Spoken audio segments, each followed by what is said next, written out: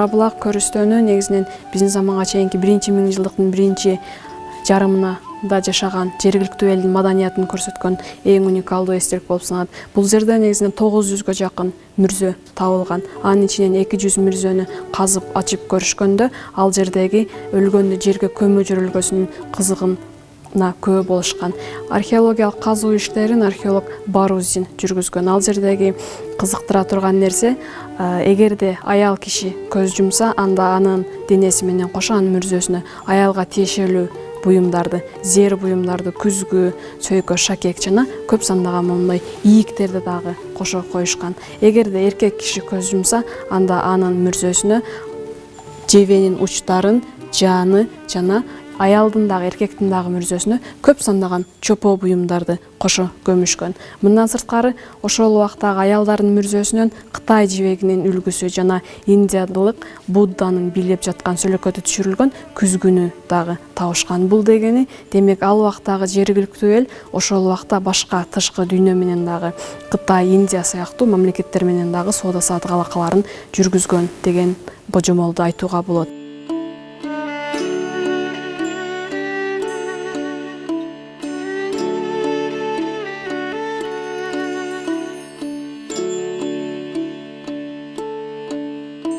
Темир доору убагында 3 маданият өнүккөн. Бул Шоро-Башат, Мархамат жана Эйлатан. Бул жерде музейде коюлган бул чопо буюмдардын баары биздин заманга чейинки 4-1 кылымдарга таандык Шоро-Башат маданиятына таандык буюмдар болуп саналат. Шоро-Башат Ош областынын Өзгөн районундагы Ясы дарыясына жакын жерде жайгашкан.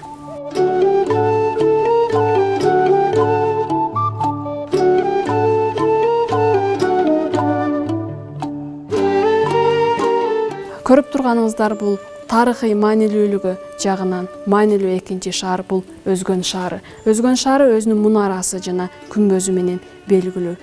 Өзгөн шаарынын күмбөзүн жана мунарасынын эски сүрөттөрүн жана ал жерде табылган чопо буюмдарды көрсөңүздөр болот. Өзгөн шаары орто кылымдарда Карханит каганатынын экинчи борбор шаары болуп турган. Бул жердеги көрүп турган витринада орто кылымдардагы карапа устаканасын көрүнүшүн көрөсүздөр.